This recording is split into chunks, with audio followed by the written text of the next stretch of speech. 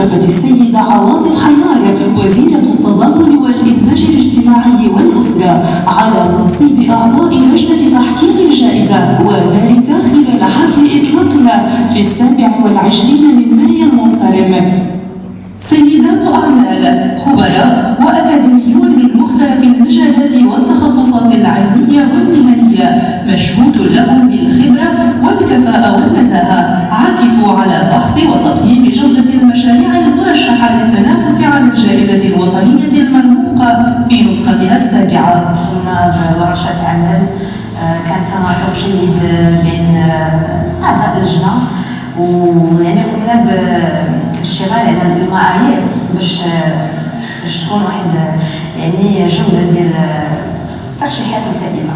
فالمعايير هي تتماشى مع يعني تلبية الأهداف التنمية المستدامة، الابتكار، الوقع يعني المباشر على النساء. فصراحة أنا ولا أعضاء اللجنة كنا انبهرنا بالكفاءات والمهارات ديال النساء المغربيات، خصوصا يعني في اليوم بعاد ماشي كلهم في المدن.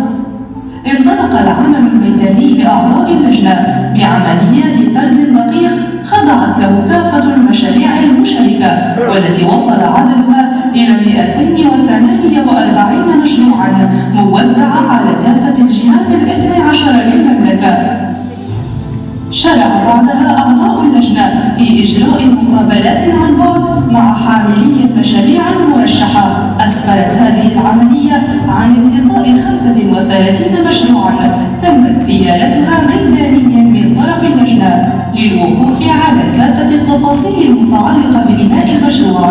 بعدها تم اختيار 12 مشروعا للتنافس في المرحلة ما قبل النهائية. المشاريع التي وصلت للمرحلة النهائية خضعت لمستويات أخرى من الفحص والتنقيح من أجل تتويج المشاريع الثلاثة الفائزة بجائزة التميز للمرأة المغربية المساهمة بشكل فعال في الدفع بعجلة التنمية في كافة المجالات، في حين ستبقى المشاريع الأخرى بدورها دليل على ريادة المرأة المغربية، تميزها وإبداعها في مختلف المجالات.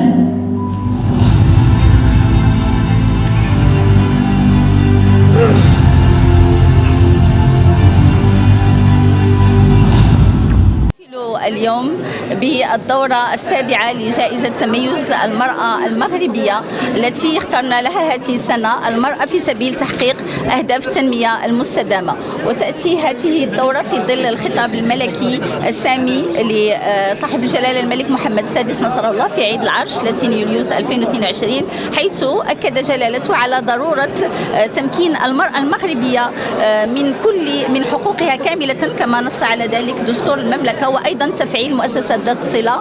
ونحن نحتفل اليوم بالمشاريع ومساهمات المرأة المغربية في تحقيق أهداف التنمية المستدامة. نرى أن المرأة المغربية يعني لها إبداع ولها قدرة هائلة على الابتكار وقدرة خلاقة، ويعني من المؤسف أن تكون المرأة المغربية متخلفة يعني عن ركب التنمية، بحيث حاليا لدينا فقط 20% من مساهمة الاقتصادية في الاقتصاد، النشاط الاقتصادي للنساء. وفي إطار تفعيل البرنامج الحكومي للرفع من هذا النشاط الاقتصادي إلى 30% في أفق 2026، يعني تأتي هذه المناسبة اللي كتأكد على إبداع المرأة المغربية، وبحيث قد تم هذه السنة تقديم أكثر من 220 مشروع. السنة الفارطة كانت تقريبا شي حوالي أو 60 مشروع، فكان إقبال كبير. هذه السنة حاولنا أننا نشاركوا الجهات وأن تكون مقاربة تشاركية ومقاربة مجالية بامتياز بإشراك الجهات كما قلت، بالاعتماد أيضا على مؤسسات القطب الاجتماعي خاصة التعاون الوطني وكالة التنمية الاجتماعية. فكان هناك إقبال كبير، وكما قلت كان هناك أيضا مشاريع مختلفة من القرى، من الأرياف، من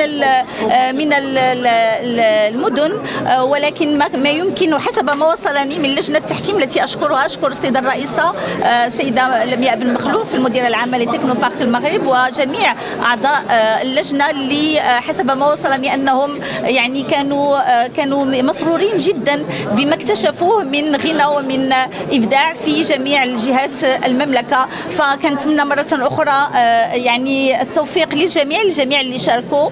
اليوم غادي يكون الإعلان على الثلاثة الفائزات، ولكن اللي نبغي نقول لكم بأننا قررنا أن جميع المشاريع اللي تم انتقائها في المرحلة الأولى سيتم مواكبتها في إطار برنامج جسر للتمكين والريادة في جميع الجهات إن شاء الله. وشكرا لكم.